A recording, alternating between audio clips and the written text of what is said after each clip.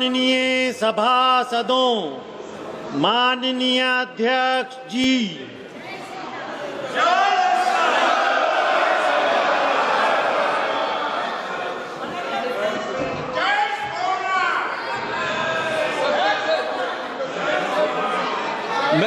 मैं व्यवस्था दूंगा।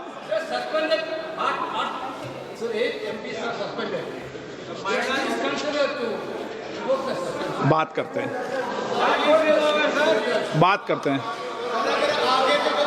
नहीं बात करते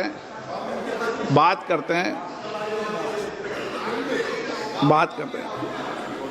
माननीय सदस्यगण, स्वतंत्र भारत के संसदीय इतिहास में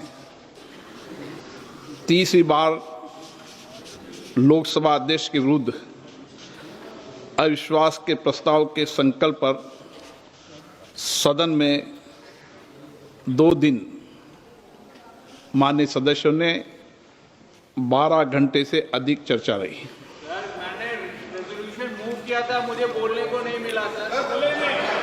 और सबसे अधिक चर्चा रही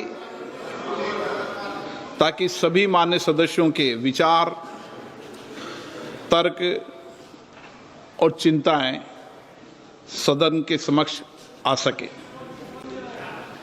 प्रतिपक्ष के मान्य सदस्यों ने विपक्ष की आवाज दबाने और निष्पक्षता के अभाव की बात कही।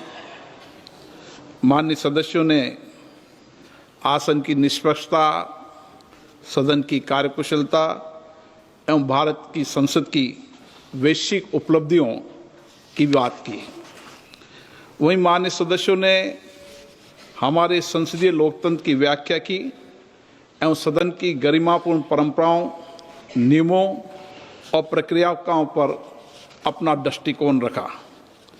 माननीय सदस्यगण, ये सदन भारत के 140 करोड़ नागरिकों की संप्रभु इच्छा का प्रतिनिधित्व करता है। यहाँ उपस्थित प्रत्येक सदस्य लाखों नागरिकों के जनादेश को लेकर आते हैं और हर माननीय सदस्य नागरिकों की समस्याओं, अभावों, कठिनाइयों को दूर करने तथा उनकी अपेक्षाएं, आकांक्षाओं, उम्मीदों को पूर्ण करने की आशा भी साथ लेकर आता है। मैंने हमेशा यह प्रयास किया कि सदन के अंदर प्रत्येक माननीय सदस्य नियमों और प्रक्रियाओं के तहत विषय मुद्दों पर अपने विचार व्यक्त करें। सभी माननीय सदस्यों को इसके लिए पर्याप्त अवसर भी देने का मैंने प्रयास किया। ये सदन समाज के अंतिम व्यक्ति में खड़े हर व्यक्ति की आवाज़ बने, ऐसा मैंने प्रयास किया। मैंने निरंतर प्रयास किया कि मैं उन माननीय सदस्यों को सदन की कार्रवाई में हिस्सा लेने के लिए प्रेरित करूं, जो या तो संकोच करते हैं या नहीं बोलते हैं। मैंने दोनों कार्यकाल में समय समय पर जो भी माननीय सदस्यों ने विचार नहीं किया, मैंने चैम्बर में बुलाकर उनको आग्रहपूर्वक किया कि वह सदन में अपनी बात रखें, अपनी क्षेत्र की आवाज़ को रखें, क्योंकि सदन में बोलने से लोकतंत्र का संकल्प मजबूत होता है, सरकार की जवाबदेही भी तय होती है। ये सदन विचारों का, चर्चा का जीवंत मंच रहा है। हमारे संसदीय लोकतंत्र में सहमति असहमति की महान परंपरा हमेशा से रही है। माननीय सदस्यगण, जब हमारे संविधान निर्माताओं ने स्वतंत्र भारत के लिए संविधान का निर्माण किया, तब उन्होंने गहन विमर्श और अनुभव के आधार पर संसदीय लोकतंत्र की व्यवस्था को अपनाया और आज दुनिया के अंदर संसदीय लोकतंत्र की व्यवस्था ही शासन चलाने की सर्वश्रेष्ठ पद्धति है। इस व्यवस्था में संसद केवल कानून बनाने का मंच न होकर राष्ट्र की लोकतांत्रिक चेतना का केंद्र बिंदु भी है। भारतीय संविधान के आर्टिकल 93 में अध्यक्ष के निर्वाचन का प्रावधान है। मुझे इस पावन सदन ने दूसरी बार अध्यक्ष पद का दायित्व और अवसर दिया। मैंने हमेशा ये प्रयास किया कि सदन की कार्रवाई निष्पक्षता, अनुशासन, संतुलन और नियमों के साथ संचालित हो।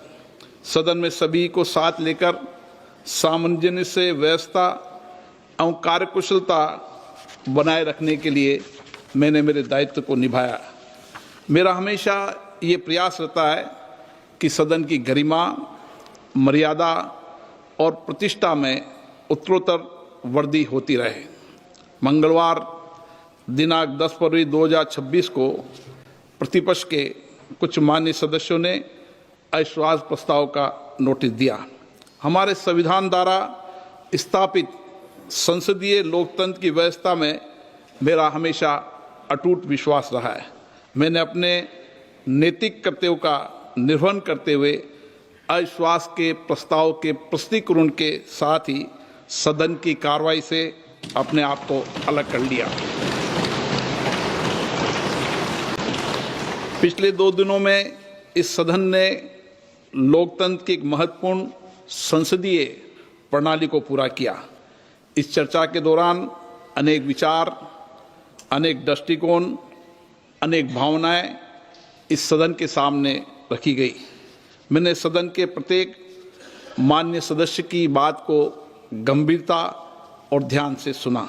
मैं इस सदन के सभी माननीय सदस्यों का हृदय से आभार व्यक्त करता हूं, चाहे उन्होंने समर्थन में अपने विचार रखे हों या आलोचना के रूप में अपने सुझाव दिए हों। लोकतंत्र की यही विशेषता है, यहाँ हर आवाज़ सुनी जाती है और हर दृष्टिकोण को महत्व दिया जाता है। ये आसन किसी व्यक्ति का नहीं है, ये भारत की लोकतांत्रिक परंपरा, संविधान की भावना और इस महान संस्था की प्रतिष्ठा का प्रतीक है।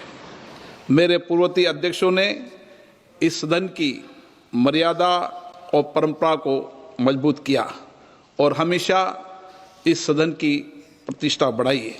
संस्थाएं, मर्यादा और परंपरा स्थायी रहती है। सदन द्वारा मुझ पर व्यक्त किए गए विश्वास के लिए मैं सभी का आभार व्यक्त करता हूं। मैं आपको विश्वास दिलाता हूं, इस विश्वास को अपनी जिम्मेदारी मानते हुए पूरी निष्ठा, निष्पक्षता और संवैधानिक मर्यादा के साथ निभाने का प्रयास करूंगा। कुछ माननीय सदस्यों ने कहा कि प्रतिपक्ष के नेता को बोलने से रोका जाता है, उन्हें बोलने का पर्याप्त अवसर नहीं दिया जाता है। मैंने इस पावन पीठ को स्पष्ट करना चाहता हूं, चाहे सदन में नेता हो या चाहे प्रतिपक्ष के नेता हो या कोई मंत्रीगण हो, कोई भी सदस्य हो, सभी मान्य सदस्यों को सदन के अंदर नियमों के तहत, प्रक्रिया के तहत ही बोलने का अधिकार निहित है। कुछ मान्य सदस्यों का यह भी मानना था कि प्रतिपक्ष के नेता सदन से ऊपर उठ करें किसी भी विषय पर बोल सकते हैं, ये किसी को विशेषाधिकार नहीं है। मैं स्पष्ट करना चाहता हूं, सदन के नियमों से चलता है। सदन के कार्य संचालन नियम सदन द्वारा बनाए गए हैं, न सरकार ने न प्रतिपक्ष ने। ये नियम मुझे विरासत में मिले हैं और इस सदन में सभी सदस्यों के लिए नियम समान रूप से लागू है। सदन में जब भी लोकमत के किसी विषय को, चाहे माननीय प्रधानमंत्री जी हो या माननीय मंत्रीगण हो, उनको भी अगर वक्तव्य देना होता है तो नियम 372 के तहत अध्यक्ष से पूर्व अनुमति प्राप्त करनी होती है। उसके नोटिस के बाद ही वह अपने वक्तव्य दे सकते हैं। किसी माननीय सदस्यों को नियमों से परे जाकर बोलने का विशेषाधिकार इस सदन में नहीं है। हमारे देश में लोकतांत्रिक संस्थाओं की गरिमा, मर्यादा और इसके नियमों का सम्मान की एक समृद्ध परंपरा रही है। मैं आपके समक्ष इस सदन के कुछ माननीय पूर्व अध्यक्षों का निर्णय भी उल्लेख करना चाहता हूं। 1957 में माननीय राष्ट्रपति जी के अभिभाषण पर धन्यवाद बोलते हुए जब स्वर्गीय अटल बिहारी वाजपेयी जी ने जम्मू और कश्मीर से संबंधित कुछ फोटोज को अपने द्वारा की गई बात के प्रमाण के तौर पर सदन के सामने रखना चाहा, तो इसी चेयर ने व्यवस्था दी कि ऐसा करने से पहले उस डॉक्यूमेंट को पहले स्पीकर को दिखाया जाए, फिर वो निर्णय लेंगे। और अटल जी ने सदन का सम्मान किया, अध्यक्ष के निर्देशों की पालना की। 1 मार्च 1958 को जब माननीय सदस्य श्रीमती रेणु चक्रवर्ती ने किसी एक गैर सरकारी दस्तावेज को सदन के पटल पर रखना चाहा, तो चेयर के द्वारा ये कहकर नामंजूर कर दिया कि स्पीकर के बिना दिखाए आप सभा पटल पर ये पत्र नहीं रख सकते। 26 मार्च 1958 को एक मान्य सदस्य श्री SM बनर्जी ने अपनी बात के समर्थन में पत्र के साथ कोई कोट करना चाहा, तो माननीय उपाध्यक्ष महोदय ने ये कहकर मना कर दिया कि ऐसा करने से पहले आपको चेयर को दिखाना जरूरी होगा। ऐसे कई सारे प्रकरण हैं, चाहे लोकसभा में हो चाहे राज्यसभा में हो, जब बिना चेयर की परमिशन के किसी दस्तावेज को सदन के पटल पर या कोट करने की अनुमति नहीं दी गई है। ऐसी पुरानी परंपरा भी रही है। अध्यक्ष परेड के निर्णय से कोई भी मान्य सदस्य व्यक्तिगत रूप से सहमत या असहमत हो सकता है, परंतु सदन के नियम, प्रक्रिया, परंपराओं को लागू करना मेरा दायित्व है, कर्तव्य है। जब भी कुछ मान्य सदस्य सदन की मर्यादाओं के विरुद्ध आचरण व्यवहार करते हैं, तब सदन की मर्यादा बनाए रखने के लिए मुझे कठोर निर्णय और व्यवस्थाएं देनी पड़ती है। सदन की चर्चा के दौरान एक माननीय विद्वान सदस्य ने संविधान के आर्टिकल 105 के तहत संसद के सदस्यों को बोलने की आज़ादी, फ्रीडम ऑफ स्पीच के अधिकार की बात कही। मैं इस सदन के समक्ष हमारे संविधान के आर्टिकल 105 एक को पढ़कर इस संबंध में स्थिति स्पष्ट करना चाहता हूँ। 105 इस संविधान के उपबंधों और संसद की प्रक्रिया का विनियम करने वाले नियमों और स्थायी आदेशों के अधीन रहते हुए संसद की फ्रीडम ऑफ स्पीच होगी। अर्थात हमें संसद में बोलने की आज़ादी तो है, परंतु सदन द्वारा स्वीकृत प्रक्रिया, नियमों एवं स्थायी आदेशों के अधीन है। नियम 352 के 11 के उपनियमों में मान्य सदस्यों के लिए विस्तृत निर्देश अंकित है। सदन में बोलते समय किन किन बातों का ध्यान रखना चाहिए, किस प्रकार के तथ्य और किस प्रकार के वाक्यों को नहीं बोलना चाहिए। चर्चा के दौरान अध्यक्ष पीठ के द्वारा प्रतिपक्ष के कुछ सदस्यों ने माइक बंद करने का विषय भी उठाया। इस बारे में मैं पहले भी स्पष्ट कर चुका हूं। आसन के पास कभी भी माइक ऑफ या ऑन करने का बटन नहीं होता है। प्रतिपक्ष के मान्य सदस्य भी आप पीछे शैलजा से पूछ लो, प्रतिपक्ष के मान्य सदस्य भी इस पीठासीन अधिकारी के रूप में जब वो कार्य करते हैं तो उनको भी ये भली भांति पता है। सदन में ये व्यवस्था है, जिस मान्य सदस्य को बोलने की अनुमति दी जाती है वही मान्य सदस्य उसका ही माइक ऑन होता है। चर्चा के दौरान महिला सदस्यों के सम्मान को लेकर भी विचार व्यक्त किए। मेरे मन में हमेशा हमारी माननीय महिला सदस्यों के प्रति सर्वोच्च सम्मान रहा है। मेरा हमेशा ये प्रयास रहा है हर माननीय महिला सदस्य को सदन में बोलने का पर्याप्त अवसर दे और पर्याप्त समय दे, और प्राथमिकता के आधार पर भी मैंने हमेशा महिला सदस्यों को बोलने में प्राथमिकता दी है। मुझे इस बात का गर्व है कि मेरे अध्यक्षीय कार्यकाल में सबसे ज़्यादा महिला सदस्यों ने और सभी महिला सदस्यों ने अपने विचार रखे हैं। परंतु जिस प्रकार से प्रतिपक्ष की कुछ माननीय सदस्य वेल क्रॉस कर ट्रेजरी बेंच की तरफ जाकर नारेबाजी कर रही थी, बैनर दिखा रही थी, उससे निश्चित रूप से अप्रत्याशित स्थिति बन सकती थी और इस अप्रत्याशित स्थिति की संभावनाओं को टालने एवं व्यवस्था बनाए रखने की जिम्मेदारी मेरी थी। इसीलिए मैंने सदन के नेता को सदन में बोलने का नहीं आने का आग्रह किया। ऐसी प्रतिकूल स्थिति में सदन की व्यवस्था और प्रतिष्ठा बनाने के लिए जो उचित था वह मैंने किया। माननीय सदस्यों से ये भी कहा गया कि प्रतिपक्ष के माननीय सदस्यों को पर्याप्त अवसर नहीं मिलता।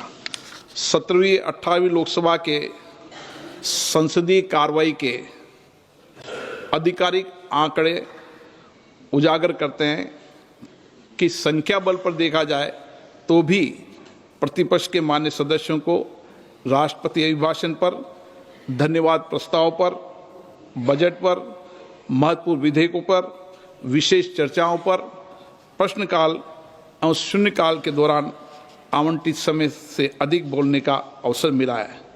ये तथ्य 2 दिनों की चर्चा में कई बार सदन की पटल पर आ चुके हैं। मेरी तो हमेशा कोशिश रहती है, चाहे देर रात तक मुझे बैठना पड़े, और मैं जब सदन में सुबह आता हूँ, सदन के अंतिम सदस्य के रूप में सदन से जब ही जाता हूँ जब सब माननीय सदस्यों को मौका मिले। और मैं हमेशा ही प्रयास करता हूँ कि चाहे एक माननीय सदस्य अकेला हो या उसके दल का एक सदस्य हो, उसको भी पर्याप्त अवसर, पर्याप्त मौका मिले। और मुझे खुशी है, जो भी सदस्य बोलना चाहता था सबको मैंने 1 वर्ष के अंदर ही सबको बोलने का अवसर दिया। बुलाकर कहा कि आप बोले, कोई भी ऐसा माननीय सदस्य है जो बोलना चाहता हो और मैंने अवसर नहीं दिया, ऐसा कोई उदाहरण सदन के पटल पर नहीं रख सकता। कुछ माननीय सदस्यों ने निलंबन का विषय उठाया, अभी भी उठाया। मेरा हमेशा प्रयास रहा है कि मैं किसी सदस्य का निलंबन नहीं करूं। मेरा दल से ऊपर उठकर भी मेरे सभी सदस्यों से व्यक्तिगत संबंध आज भी है और पुराने कार्यकाल से व्यक्तिगत संबंध रहे, लेकिन सदन की व्यवस्था बनाए रखने की जिम्मेदारी भी मेरी है। और इसीलिए जब मैं इस तरीके का कठोर या सदन इस तरह के कठोर निर्णय करता है तो निश्चित रूप से मेरा मन दुखी होता है। परंतु हमें विचार करना होगा, ऐसी स्थिति क्यों उत्पन्न हुई, इस सदन में निलंबन जैसे कठोर निर्णय क्यों लेने पड़े। मेरा हमेशा जब भी मैं आता हूं सदन में कोशिश करता हूं कि सदन की मर्यादा बनी रहे, प्रतिष्ठा बनी रहे, और मैं आग्रह भी करता हूं। और जब भी सदन में चाहे प्रश्नकाल हो या नियोजित तरीके से गतिरोध पैदा करना हो, जब भी मैं आग्रहपूर्वक कहता हूं कि सदन में बैठे चर्चा करें, लेकिन जब सदन के सदस्य नहीं मानते तो सदन स्थगित करना पड़ता है। माननीय सदस्यगण, वर्ष 1997 में भी आज़ादी के जब 50 वर्ष हुए थे, उस समय भी सदन की मर्यादाओं, गरिमा पर चर्चा हुई। 2001 में भी इसी तरीके से उस समय के तत्कालीन अध्यक्ष बालयोजी जी के नेतृत्व में एक पीठासीन अधिकारियों का सम्मेलन हुआ, जिसमें देश भर के मुख्यमंत्री आए, पीठासीन अधिकारी आए, मुख्य सचेतक आए, चीफ व्हिप आए, और एक लंबी चर्चा हुई और सबने सर्वसम्मति से संकल्प लिया कि सदन में नारेबाजी नहीं करना, इश्तिहार नहीं दिखाना, पत्तों को नहीं फाड़ना और अवैध मुद्राओं का प्रदर्शन आदि चीज़ों पर एक सामूहिक संकल्प हुआ। और उस समय के तत्कालीन सरकार, अटल जी माननीय प्रधानमंत्री थे, प्रतिपक्ष के नेता माननीय सोनिया गांधी जी थी, उन्होंने तो यहाँ तक कहा कि व्यवधान कम से कम करने के लिए सदन के बीचों बीच बेल पे आने पर पूर्णतः रोक लगानी चाहिए। इस मूल नियम के उल्लंघन पर स्वतः ही कड़ी अनुशासनात्मक कार्रवाई की जानी चाहिए। उन्होंने ये भी कहा कि वह दृढ़ता से ये महसूस करती है कि राष्ट्रपति के अभिभाषण के समय किसी प्रकार के व्यवधान की अनुमति नहीं दी जानी चाहिए। ऐसा स्पीकर सम्मेलन में भी, जहां सभी दलों की सरकार होती है, वहां भी हम ये कोशिश करते हैं कि सदनों की मर्यादा प्रतिष्ठा बनी रहे। हम उच्च सदन हैं, हम जितनी मर्यादा परंपराएं बनाए रखेंगे, नीचे पंचायत स्तर तक लोकतांत्रिक संस्थाओं में उतनी मर्यादा बनी रहेगी, उतनी चर्चा अच्छी होगी, संवाद होगा, उससे ही परिणाम निकलेंगे। और इसीलिए मतभेद हो सकते हैं, अलग अलग दल, अलग अलग विचारधारों से हम आते हैं, मतभेद भी हो सकते हैं, सहमति असहमति भी होती है, लेकिन लोकतंत्र में व्यवस्था बनाने की जिम्मेदारी हमारी है। हमें अच्छा नहीं लगता कि मैं बार बार कहूँ कि तख्तियाँ, नारे लगाना, कागज फाड़ना, मेजों पे चढ़ना, ये संसदीय लोकतंत्र की परंपरा नहीं है। आप अगर उसको भी उचित मानते हैं तो आपकी विचारधारा हो सकती है, लेकिन सदन और देश इस मत से सहमत नहीं है। मेरा तो मानना है कि हमें सदन में अच्छी परंपराओं और परिपाटियों और सदन की मर्यादा को बनाने का प्रयास हमेशा करना चाहिए, क्योंकि इस सदन का सब देश देखता है और सदन के अंदर लोगों का विश्वास हो, भरोसा रहे। लाखों लोग अपेक्षा आकांक्षा करते हैं, इसलिए विश्वास भरोसा बनाए रखने के लिए मैं फिर आग्रह करूंगा कि हमें सदन की मर्यादा प्रतिष्ठा गरिमा बनाने के लिए सामूहिक संकल्प भी लेना चाहिए और सामूहिक विचार विमर्श भी करना चाहिए। पिछले 2 दिनों की चर्चा में कई मान्य सदस्यों द्वारा संसद में 22 भाषाओं में अनुवाद, डिजिटल टेक्नोलॉजी के उपयोग, research support, capacity building, P20, CSPO के सफल आयोजन जैसे फ्रेंडशिप ग्रुप जैसे विषयों की उपलब्धि की बात की। ये मेरी उपलब्धि नहीं है, ये सदन की उपलब्धि है और सामूहिक प्रयासों की उपलब्धि है। और जब भी मैं दुनिया के जितने भी देशों में जाता हूँ, वहाँ के राष्ट्रमंडल के अध्यक्षों से भी मिलता हूँ, तो मुझे गर्व होता है भारत के लोकतंत्र पर, भारत के संविधान पर। और ये मैंने अभी CSPO के सम्मेलन में भी देखा और कई बार मैंने इसको महसूस भी किया। और इसीलिए विश्व भर में भारत की लोकतंत्र की प्रतिष्ठा बने, ये हमें प्रयास करना चाहिए। और मैं ये भी बता दूं कि 125 से ज़्यादा लोकतांत्रिक देश यहाँ पर हमारी प्राइड संस्था जो प्रशिक्षण देती है, वो हमारी लोकतांत्रिक प्रक्रियाओं, परंपराओं, हमारी समितियों के सिस्टम को देखने आती है और प्रशिक्षण प्राप्त करती है। माननीय सदस्यगण, सदन के संचालन हेतु सदन द्वारा बनाए गए नियमों की पालना करना हम सभी सदस्यों का व्यक्तिगत और सामूहिक जिम्मेदारी है, परंतु कुछ माननीय सदस्य नियमों की अवहेलना करते हैं, सदन के संचालन में व्यवधान करते हैं। ऐसे सदस्यों को समय समय पर मुझे मार्गदर्शन भी देना पड़ता है, उन्हें चेतावनी भी देनी पड़ती है, क्योंकि ये मेरे स्पीकर का दायित्व है। नियम 378 भी स्पष्ट करता है, अध्यक्ष द्वारा व्यवस्थाएं बनाए रखी जाए और अपने निर्णयों के प्रयोजन के लिए जो शक्तियां मुझे मिली है, उसमें सदन की मर्यादा में बनाए रखने की कोशिश करता हूं। लोकतंत्र की संस्थाएं स्थायी होती है, मजबूत संस्थाएं एक मजबूत लोकतंत्र का निर्माण करती है। यदि हम स्वयं इस संस्थाओं की प्रतिष्ठा को कम करेंगे तो इससे किसी व्यक्ति अथवा दल को नहीं, पूरे राष्ट्र को क्षति होगी। संवैधानिक संस्थाओं का सम्मान करना केवल औपचारिकता नहीं है, ये लोकतंत्र की स्थिरता का आधार है। माननीय सदस्यगण, जब भी सदन में शोर होता है, नियोजित व्यवधान होता है, जब जनता के मन में निराशा पैदा होती है, मैं आपसे विनम्रतापूर्ण आग्रह करना कि भारत के जनमानस में सदन के प्रति विश्वास और भरोसा बनाए रखने के लिए हम सबको सहयोग करना चाहिए।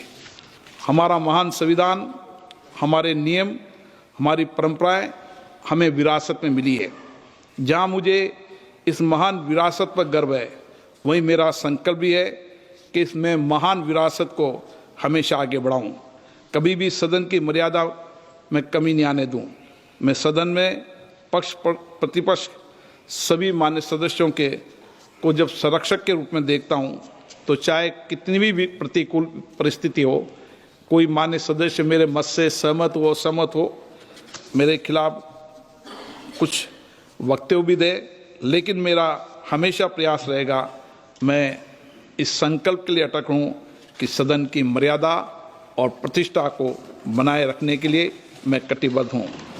ये सदन हमेशा नियम प्रक्रियाओं से चला है और भविष्य में भी ये सदन नियम प्रक्रिया से ही चलेगा, चाहे कोई सहमत हो या असहमत हो।